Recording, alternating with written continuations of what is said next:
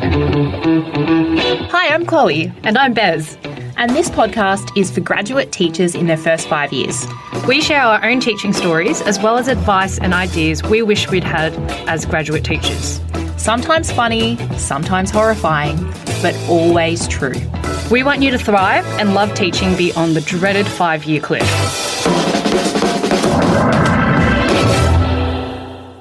Welcome back to Two Friends Who Teach. For those of you who don't know me, I'm Chloe, maths and science nerd.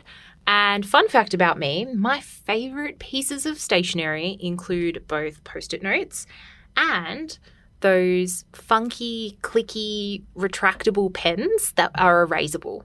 Love an erasable pen. Yeah, that has to be purple. Yes. Excellent for marking. Can't be red. Yes. Not red, no. Too aggressive. Too aggressive. I'm Bez, maths and science teacher, and my favourite piece of stationery is a Papermate Ink Joy pen. It is my favourite pen, and I'm very possessive about it. That is very specific. It is specific. It is smooth, for those who don't know. Give it a test run. Give it a test run. Let us know how it goes. Well, welcome back from school holidays. Given the time and the fact that our terms don't line up all over the country, you might have just started your school holidays or you might have just come back. Either, we hope you're having a good time. And in today's podcast, we thought that we would actually visit a topic that most of you will have probably experienced by now, but we haven't actually spoken about it at all. And that is the dreaded homework. Bum, bum, bum. All right. Homework, Bez. Have you got some stories from us or do you want me to dive in? Have you got a story? I feel like you've got one for us, Chloe. You know, I always have a story for you. All right. Off you go. Okay.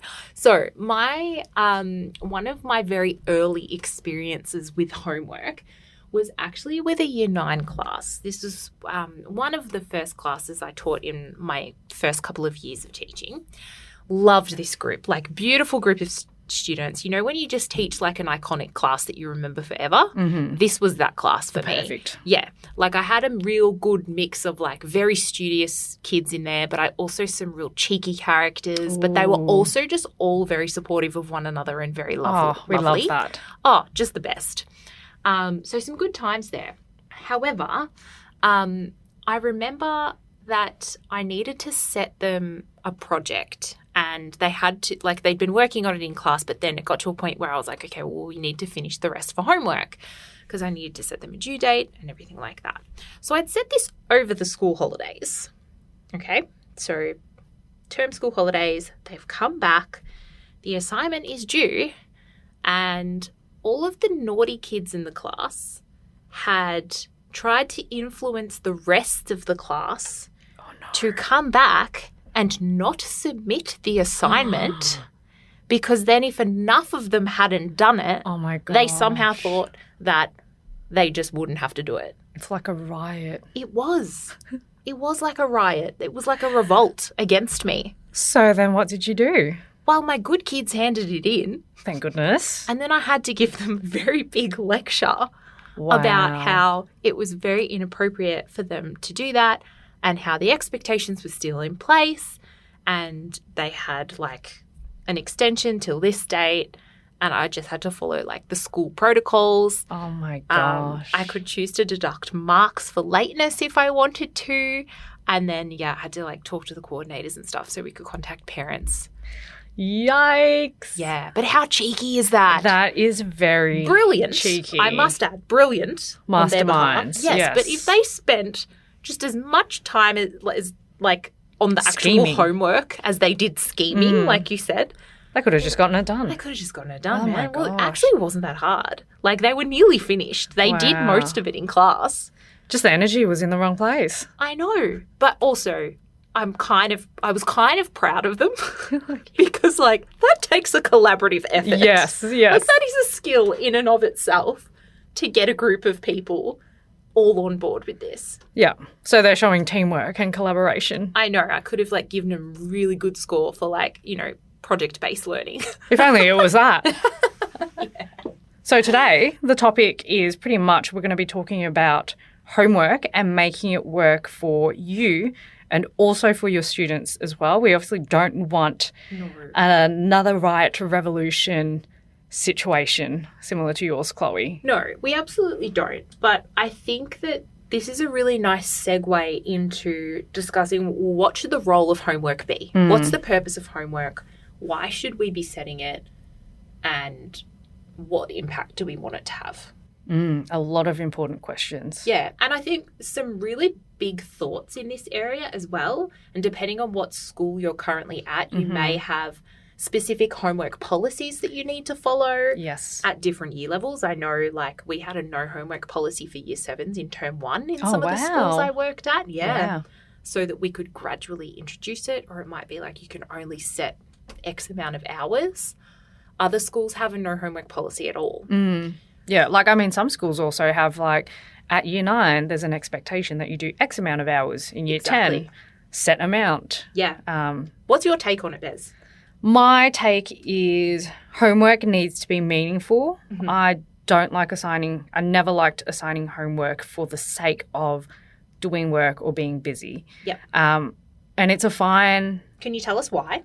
because personally I just feel like if you're assigning homework for the sake of being busy, then true learning really isn't happening there. Like if it's just a ticking off the box, then who's to say that the student isn't just, I don't know, turning to the back of the book or copying and pasting. Yeah. So for me, it has to be meaningful, meaning that it's going to help in their learning or for preparation for the next lesson, or, for example, it's part of their assessment. Yeah. Do you think that students pick up on it if you set something that isn't meaningful? I definitely think so. I Because mean, like you just kind of mentioned before, like, oh, they might just look up the answers in the book and submit it and then it's done. Like, do you think that, like, they're cognizant of how important you think it is as a teacher to then go and be checking it? And yeah, I think for sure. I think high school students are highly attuned to those things. So I think they just pick up. Probably you don't even realize it, but they'd probably pick up on like what your perception of it is as well. What's your thoughts on homework? I mean, I think it's very important. I've not worked in schools that have no homework policies, but I've definitely worked across different school sectors where there's been a different importance put on homework. And I found that when it is regular for students, and like you say, when the tasks are meaningful and they're directly linked to the learning and you know that that's helping build in retrieval practice and spaced repetition, and the students are actually doing it and engaging with it, the skill of them being able to do some independent learning outside of class as part of their structured learning program helps to set them up for success if they choose to go on and study in VCE. Where they haven't had that structure, I've seen students really struggle once the workload begins to increase. Absolutely. And I mean, I've even got an example of like one of my own very close friends. She went to a 7 to 9 school before she went on to a senior school. And her 7 to 9 school did have a no homework policy. And I can say, like, anecdotally through her, she always felt that she got to year 10 and she really struggled with anxiety and deadlines and she just felt like she didn't have the skills to manage all of a sudden being given all this additional work to do because she just wasn't used to it. Yeah. So she didn't know how to manage her time. She didn't know how to, get herself to sit down and concentrate. She didn't know how to schedule things in. Yeah. And she didn't know how to then go and do that for a bunch of different subjects and prioritize. So she always said to me, like, oh, I wish I went to your school and had homework from a young age because I'd feel so much more prepared for what I'm having to do now. And I've always thought about that and thought, okay, well, if we're going to do this for students, again, like you say, I don't want to just be setting them things for the sake of setting them because I have to set them weekly homework. Yeah.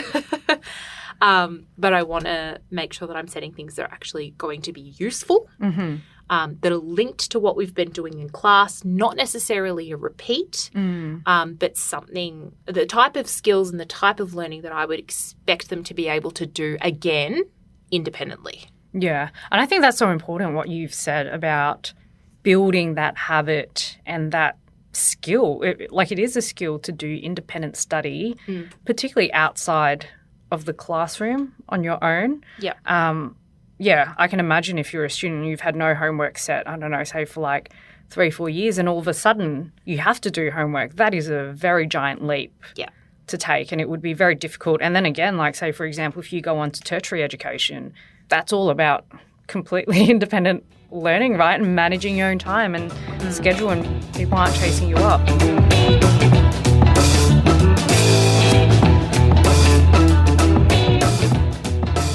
Come back to like the actual homework tasks, I'd really like to have a discussion around, okay, well, we've talked about the importance of setting like a meaningful task, something that's linked to learning. How do you know how to pitch the difficulty level? That's a good question. That's going to change year on year. It will depend on your cohort. It will depend on the topic. It'll depend on your students. Your students, obviously. But sometimes, like, you know, you'll have an idea of what you're going to set them for homework, and then based on how that lesson goes, you might have to modify that homework task. So I think it just comes back to the AITL standard of knowing your students. Yeah. Right? You have to know your students in order to know, and you have to be able to adapt and be like, okay, we've gotten to the end of the lesson. This is where they're at. This homework's going to be pitched too hard or too easy for them. Mm-hmm. I'm going to have to make those changes. But just feel like it comes back to knowing your students and knowing where they're at. Okay. Would you set the same homework for everyone in a class? No. Hey, absolutely not. So obviously you've got students with different abilities. It doesn't mean everyone has to do the same homework tasks. You know, we've got a future episode planned on differentiation and NCCD as a spoiler. But, you know, you can make changes to the task, whether it's the amount or the content or the way that they produce that format. Task as well. Yeah, so there are a lot of changes. It doesn't have to be a one homework task for everyone. I think that's very important for it not to be the same. Yeah, agreed. Yeah. What's your thoughts on that? Yeah, look, I completely agree as well. I think that homework can be differentiated. Whether that's because a student has a specific learning need that needs to be accounted for, and you need to make specific adjustments for them. But also, you know, you've got students that are at completely different, you know, paces in their own learning. I'm not going to give a student a really extensive, deep, higher level order of thinking task when they've entered a topic that they're a bit of a beginner in or they're still developing their skills in. I'm definitely going to scaffold that task much more for that student, then maybe give some of the other students something else. Like you can, you know, deliberately set different homework for different students, or you might even build in the element of choice. Yeah. I'm a sucker for a learning menu. Tasty. Yeah. Great with juniors, but have done it with seniors too. You know, you can give them entree, main, dessert, and they've got choices at each level. Students are pretty good at knowing what they should be picking and what level of challenge is going to make the most sense to them. Right. They're pretty honest with themselves. They are. Yeah. And, you know, you might have a couple of students who try to opt for easy options now and again, but you can have those discussions with them. Exactly. Most students actually really enjoy challenging themselves if you build that, you know, capacity for them to challenge themselves and they know that they're supported by you in their classes. Yeah. And what a great way to build student autonomy and empowerment, agency. You know, that they know themselves and they know what those next steps are to take as well.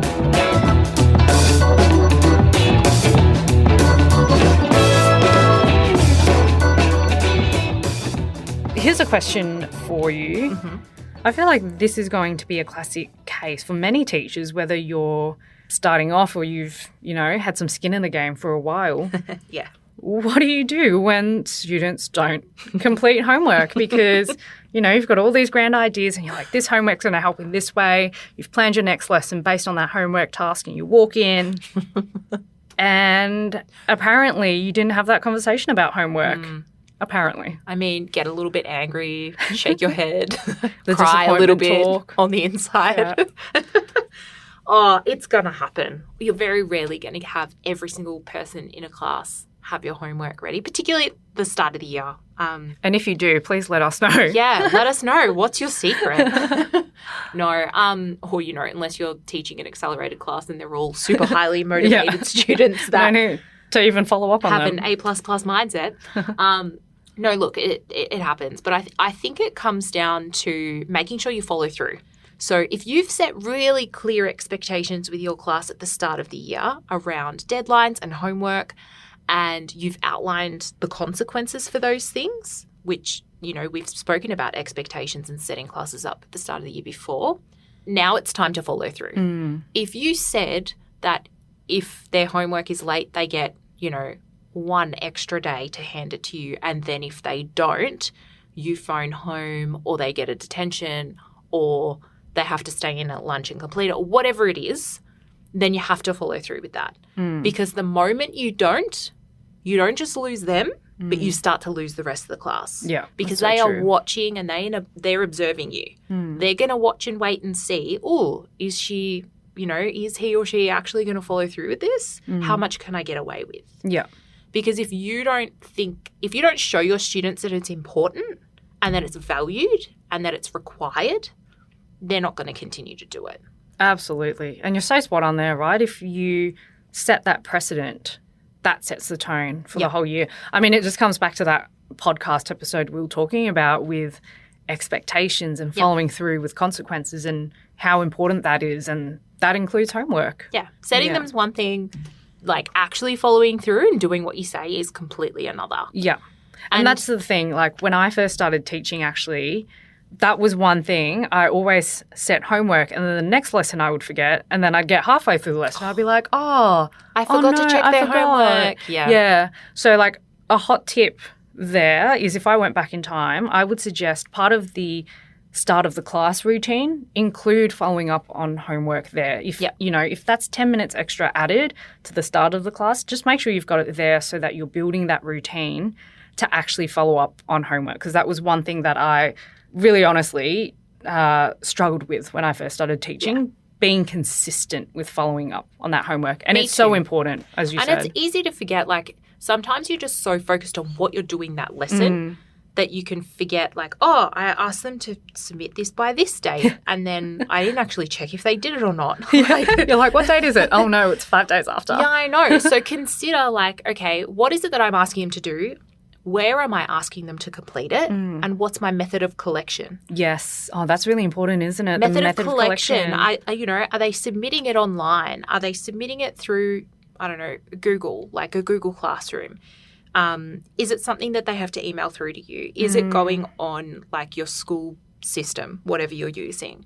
Is it something you're going to collect by paper? Is it a worksheet? Is it an assignment? Are you collecting workbooks? Like, whatever it is, try to set it up so that it's built into your lesson plan for that routine. And I understand your lesson plan isn't going to be as extensive probably as, when you were, when you just started out in your first couple of weeks, or, when you were a pre-service teacher, but you're probably still putting some dot points down of, like, okay, well, this is what we're covering in this lesson today, and this is the order of how I'd like to do things. If you're collecting workbooks, you're probably not going to collect them at the start of the class if they're using them that lesson, right? And, like, if you've done that and then made that mistake and been like, oh, whoops, I need to hand your books back out, don't stress, but you might be like, okay, cool, I need to give myself an extra 5 minutes at the end of class because I have to collect their books. Yeah. Or, as the students walk out the door, they're going to hand me their books. Love that, yeah. It could be as soon as they come in, okay, everyone get your homework out. And then you do your follow-ups. Yeah. Or even, like, at the start of the lesson, you get them started on a task and then you move around and check. Show me your homework. And, if you've got a stamp, I loved using a stamp and then just stamping it, dating it. Because then when you collect up their books at the end of the term or semester or for parent-teacher interviews, you've got that record there, throughout their workbooks. But and gosh, students really love it when you stamp or I used to Stickers. sign my kids' work sometimes. They loved it. You're famous. And I used to check their maths homework in their workbooks during class, and I'd, like, signature it so that I knew, okay, this is when I last checked it. And if I did not sign it, they'd be like, oh, Miss, you didn't sign my book. And I'm like, oh, okay, you guys noticed this. Like, you really want me to, like, take note. Hey, I've signed you off. Yeah. Do you know what another one is that really worked? What? This makes me laugh. I'm nervous because you are laughing a lot. No, it's not wild. It's just like wildly simple. Oh, what is it? I'm intrigued. So with my senior students, I used to do this. I had a cheeky class one year, and I had students who were just terrible at doing their homework, right? Yeah. And the way that I used to collect it was online. So I could see online if they've done their work or not. So I'd set them tasks to do and I'd check in. And a lot of the time they weren't doing it. And I'd be like, oh my God, I can see who's done it and who hasn't. And it didn't matter how many one-on-one conversations I had, how many follow-ups to parents and anything. The thing that worked was, sorry, I can't stop laughing. I'm so intrigued. It's so simple. I was like, okay, punishment and like following up on these expectations isn't working. I'm going to try some positive reinforcement here. I do love that, don't they? I know. Sometimes you just need to flip it, go back to positive reinforcement. So what I did is I'd check their homework like throughout the class, and for students that had completed everything and I could see that they completed it all, I'd write up on the board biology superstars of the week. Oh, I love that. And then I'd just write their names up there.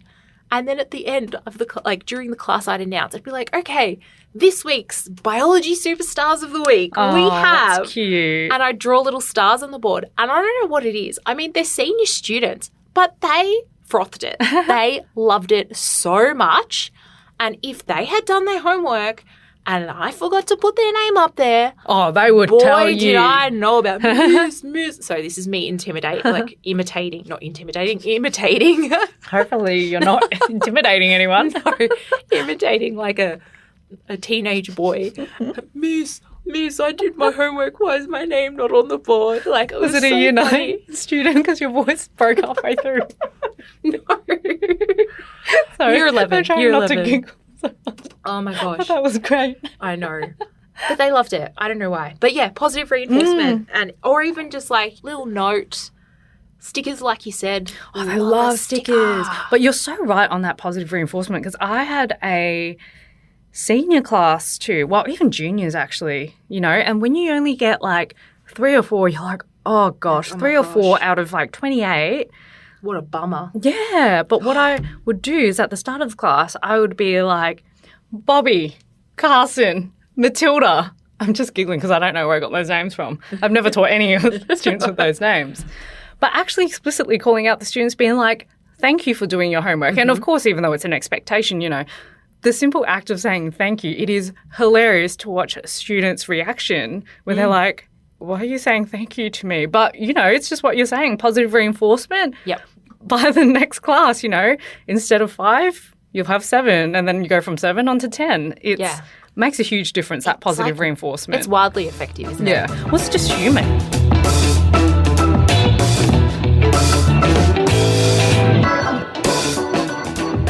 The other thing that you've just made me think of, you said junior students before, and I just remembered because it's been a while since I did this, but there was a year where I actually I brought the chance box back. Remember chance box?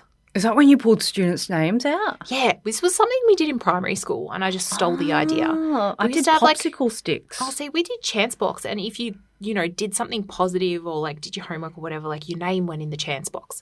So I did chance box with some of my junior classes one year. I just used to buy a bunch of like random stationery items to go in the chance box. Turns out kids love stationery too. And if they did something positive or, put a really good effort in or, kids that did their homework, their name would go in the chance box. And then at the end of every couple of weeks, we'd draw 3 names from the chance box and those 3 people got to pick a prize. And they really loved it. And I really loved it too. Sometimes they'd pick a pen or some highlighters or, it was actually really lovely. And it's a great way to acknowledge and recognise that positive behaviour or that behaviour you want to keep reinforcing. Yeah. Yeah. And you get to choose what sort of behaviours you want to reward as well. So you might be rewarding more than just homework. And I know that this is probably turning into an episode on behaviour management. But I think it's all linked, isn't it? It's all linked. It's all relevant. So rather than just, if someone did their homework, if you did always have one student who was terrible at doing their homework, but they tried really hard in a lesson or they helped another student or, they helped carry your books to the class or whatever it was, they did something kind. You could be like, hey, I really like how you did this. We're going to write your name down. We're going to you get your name in the chance box. I love that and so they much. loved That it. made me so happy. Yeah. And then they still have the opportunity to win. Yeah, because the chance box is not just homework, right? It's just what you said. It's about reinforcing behaviours that you want to reinforce in the classroom, whether Absolutely. that's effort or how they treat each other.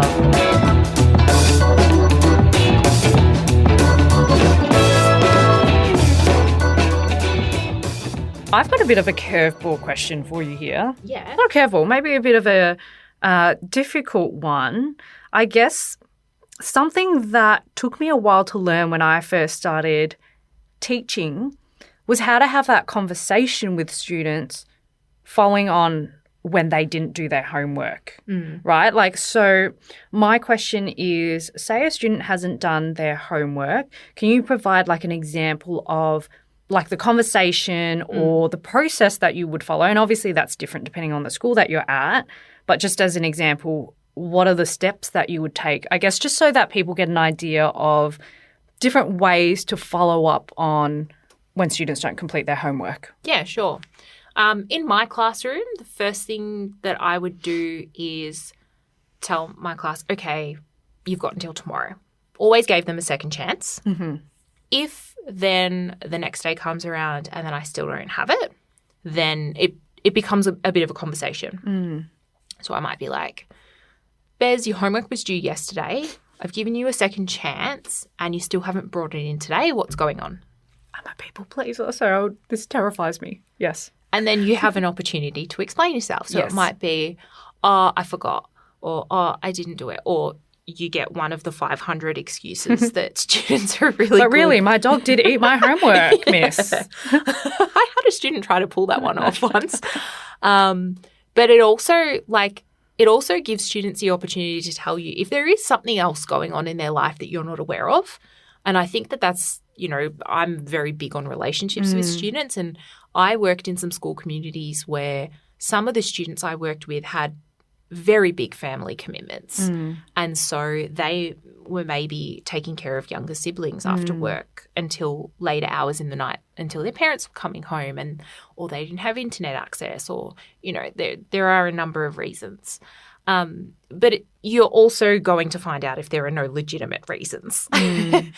And so if that's the case, you've got the opportunity to go, okay, well, these are the expectations, if you're okay with having them, do some work at lunchtime or you've given them attention or you're calling home to find out if their story's straight or whatever it is, you've just got to make sure you follow up on that next action. But you also need to make sure that you're actually okay with whatever that action is as well. Yes. So I know one of the schools I worked at, we could issue detentions as teachers, but we had to take them. There wasn't like a common time where detention was supervised, if that makes sense. Yeah. So if you're going to set a detention, you got to be okay with taking the detention and giving up your lunch times, right? Pack your lunch with you. Yeah. So I think just be mindful of that and then making sure that you follow through. If it becomes a consistent issue, think about like your hierarchy of consequences. Do you, does it become a wellbeing issue and you need to speak to a wellbeing coordinator at the school or a pastoral care leader? Is it a consistent behavioural issue where you might just need to speak to their coordinator and then put in a bit of a behaviour plan? Yeah.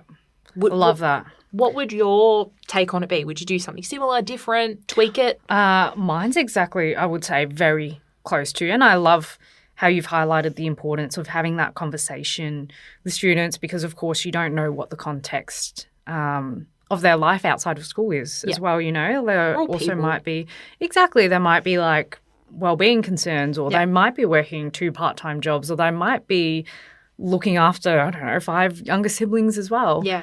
So I think that follow-up conversation is so important and I really like the way that you've highlighted, giving students that opportunity. So, giving them the next day or the next lesson to reproduce that as well. And I think it is important if it's a continued behaviour, then as you said, that's where you're having a look at the hierarchy of consequences or where you're following that up with, or even where you're documenting that as well, because it's also helpful for other classroom teachers to see, you know, is this a common pattern or, you know, is this a wellbeing issue? Or is it happening in one class? Is it happening in many classes? Exactly. And is it a wellbeing issue, or is the same excuse being used, but it's not really the case as well? I think that, that documentation is so important.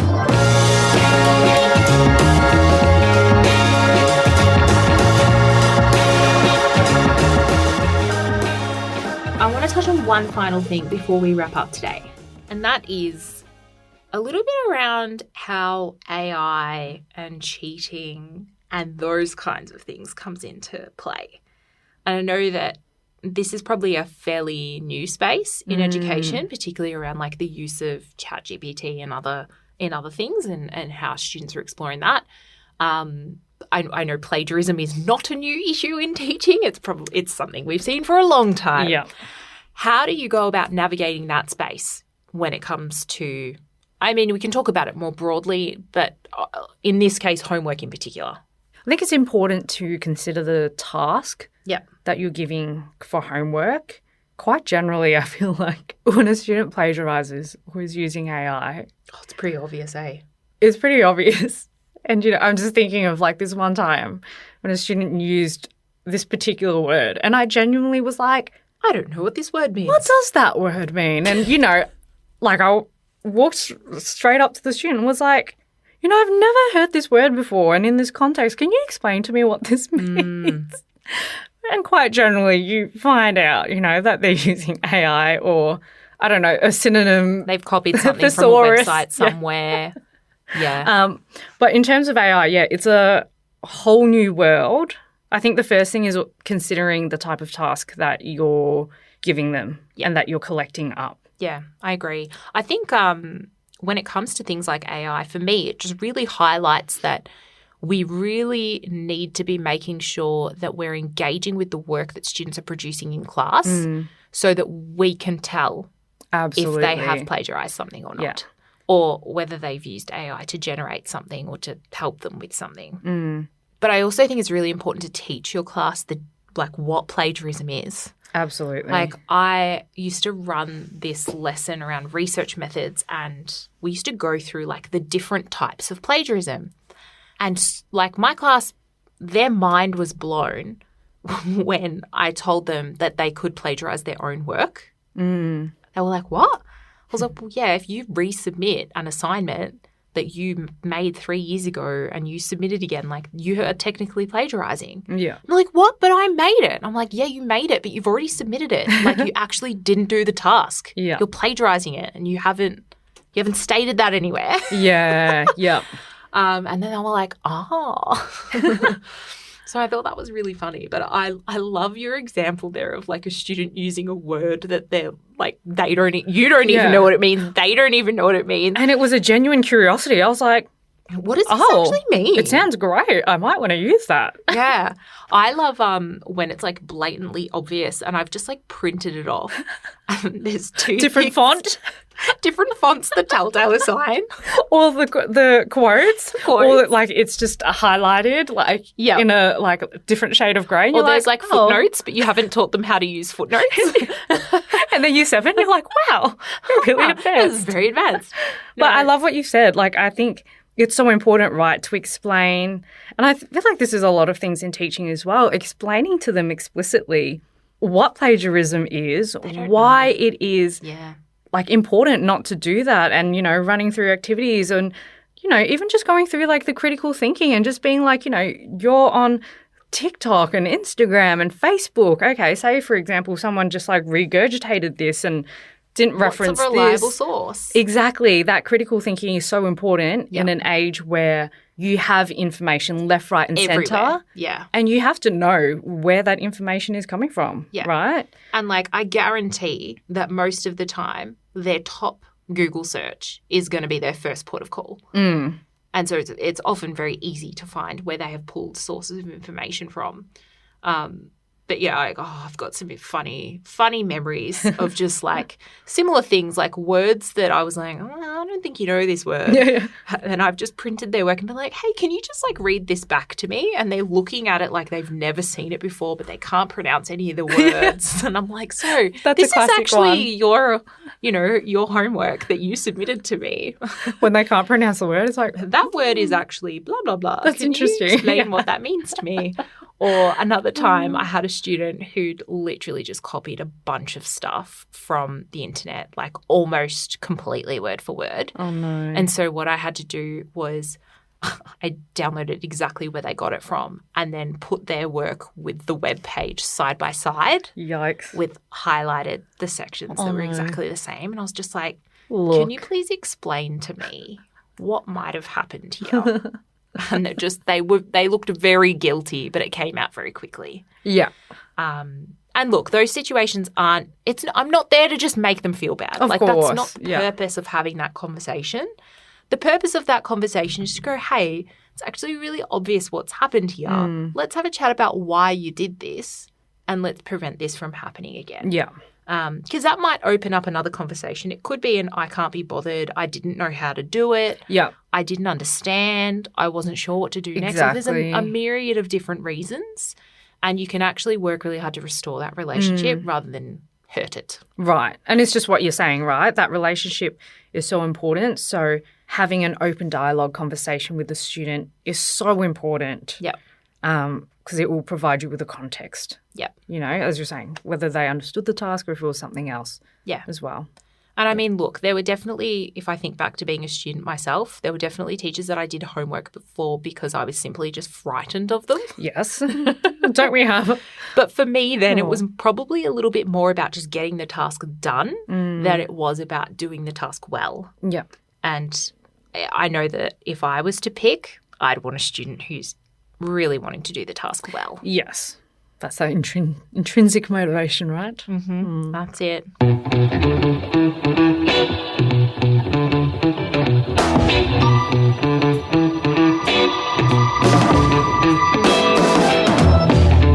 Well, if we were to turn back the clocks to, say, your first year of teaching or even when you were on your placement or your practice, what's one piece of advice or what's something that you wish you knew about setting homework or collecting or marking or following up on homework, just the homework topic in general? Yeah.